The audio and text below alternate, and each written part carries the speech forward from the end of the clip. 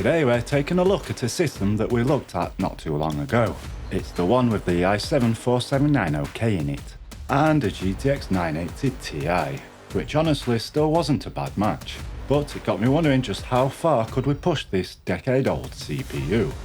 So naturally we're doing the sensible thing and sticking an RTX 3060 Ti in it. Now, on paper that might sound a little ridiculous. A 4th gen Intel processor from 2014 paired with a much newer RTX card. It shouldn't really work that well, but that's exactly what we're here to find out. Anyway, enough talking, time for some games.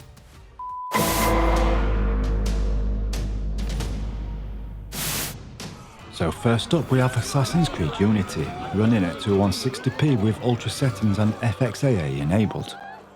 This is really the sort of setup that's best for story-driven, single-player games, action-adventure titles, racing games and other games that lean more heavily on the GPU. In those kind of titles, the RTX 3060 Ti gets a chance to do its thing, and the i7-4790K still manages to hang in there surprisingly well. But one thing I did notice during the test though, was that the GPU wasn't always being fully utilised. That usually suggests the CPU is becoming the bottleneck. Now, it's not a big issue by any means, and the overall experience is still really solid. But yeah, it's definitely got me wondering what a decent overclock could actually do. That's something I'd like to revisit in a future video, and see if we can squeeze a bit more life out of this old Haswell chip. In Assassin's Creed Unity, the RTX 3060 Ti delivers an average of 78 FPS, with a 1% low of 50 and a 0.1% low of 28 FPS. Moving on to Cyberpunk 2077 at 1440p this time and using the high preset with depth of field and motion blur turned off. The LSS is set to ultra performance, so that should give the RTX 3060 Ti a bit more breathing room and help us see what it's really capable of.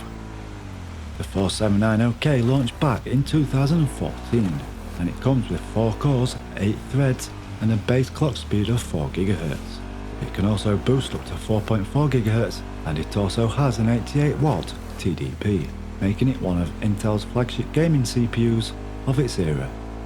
When it comes to Cyberpunk, the 4790K falls below the game's recommended processor requirements. But with that said, its relatively high clock speeds still help it hold up surprisingly well in modern gaming.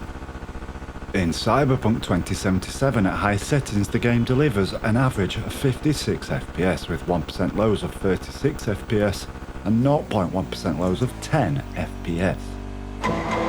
Next up is Fortnite running at 4K resolution and using the low graphics preset, with motion blur disabled and FXAA for anti-aliasing.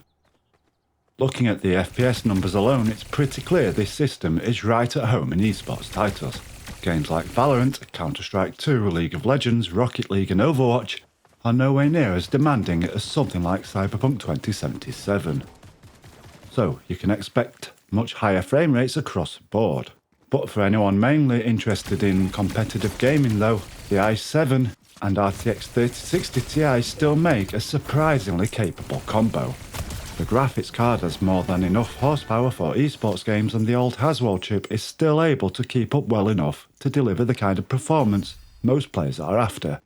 In fact, you've got enough headroom here that you could probably turn a few settings up without it really affecting the overall experience. The goal with esports titles isn't necessary to max out GPU usage. It's all about achieving high frame rates and keeping things responsive. But with that said, in this particular game, running uncapped is actually doing a pretty decent job. Looking at the raw numbers, the performance isn't bad overall. The game averages 95 FPS with a 1% low of 40 and a 0.1% low of 20 FPS.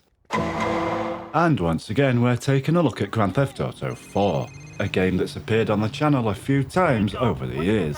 But today, for this test, I'm running the game at 1440p. And yes, I'm using the FusionFix mod with the settings set to very high and FXAA enabled.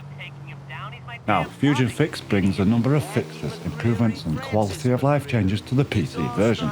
But if you've watched this channel before, you'll already know I'm a big fan of it. At this point, it's grown so much and adds so much to the game that it honestly deserves a video of its own.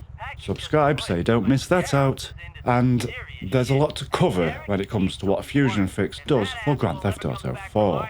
It also works alongside the ray tracing mod, which opens up some interesting possibilities for the future. So yeah, that should be quite a bit of fun to play around with.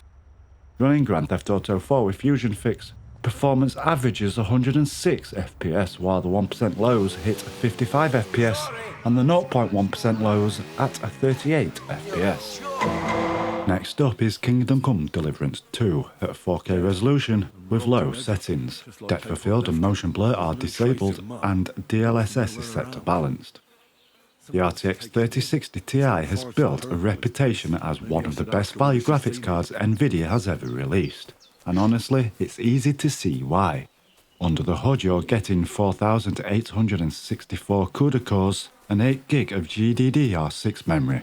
Now, by today's standards, 8GB of VRAM might not sound like a lot compared to some of the newer cards on the market, but it's still more than capable of handling modern games with moderate settings.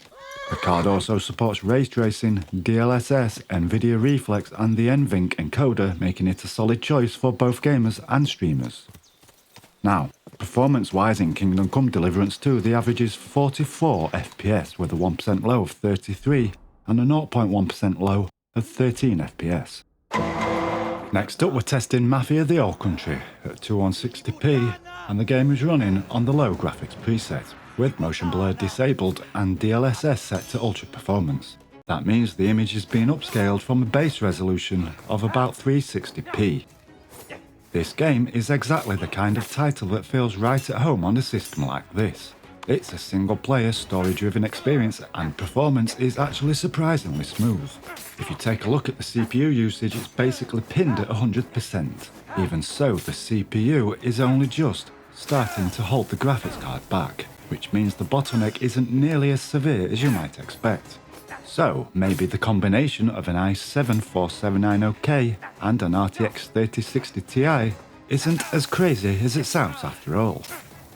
Mafia the Old Country manages an average of 56 FPS with a 1% low of 35 and a 0.1% low of 15 FPS.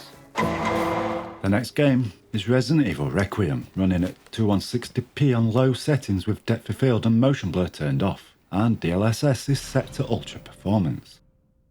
One of the biggest reasons why the RTX 3060 Ti is still so popular today is its price on the used market. Although it launched back in 2020, prices have dropped consistently since then. While newer graphics cards offer better ray tracing performance and improved power efficiency, they also tend to cost significantly more money. For gamers who simply want a strong gaming performance without spending a fortune, the RTX 3060 Ti remains a very appealing choice.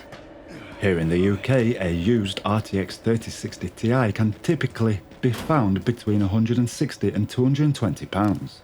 At that price, it's hard to argue with the value on offer, especially if you're gaming at 1080p, where the card is still capable of delivering an excellent experience in a wide range of modern titles. Performance in Resident Evil Requiem averages 47 FPS, with a 1% low of 26 and a 0.1% low of 4 FPS.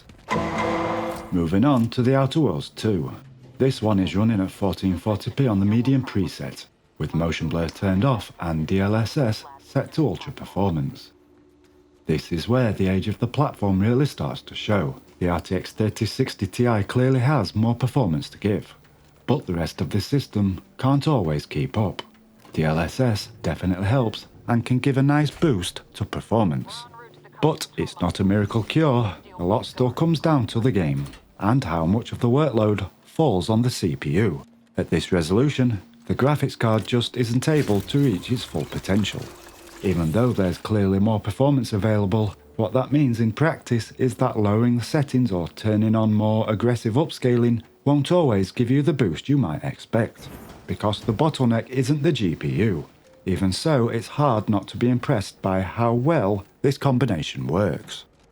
It still handles games like The Outer Worlds 2, and the fact that a CPU from 2014 can still deliver a decent playable experience in a title this demanding says a lot. Performance in The Outer Worlds 2 comes at an average of 47 FPS, with a 1% low of 34 FPS and a 0.1% low of 28 FPS. And finally, we have The Witcher 3 Wild Hunt at technically 4K resolution, using low settings with depth of field and motion blur turned off. Also, DLSS is set to ultra performance. Here the game averages 64 FPS with a 1% low of 43 and a 0.1% low of 21 FPS. So, after testing a range of games and resolutions, what have we learned? Well, despite being over a decade old, the i7-4790K still has some fight left. Sure, there's definitely moments where it holds the RTX 3060 Ti back, especially in newer CPU-heavy games. But overall, the combination performs far better than many people would probably expect. The RTX 3060 Ti continues to prove why it's become such a popular used graphics card. Of course, if you're chasing the highest frame rates possible, especially in newer games, then a platform upgrade will make a noticeable difference. But if you've already got an i7-4790K system and wondering whether it's time to retire it, I'd say not just yet. It's not bad for a processor that launched in 2014. As always, let me know down in the comments what hardware you're currently running and whether you'd like to see this system overclocked in a future video. If you've enjoyed this video, be sure to leave a like and consider subscribing for more content like this. Thanks for watching, I'm David James, and I'll see you in the next one.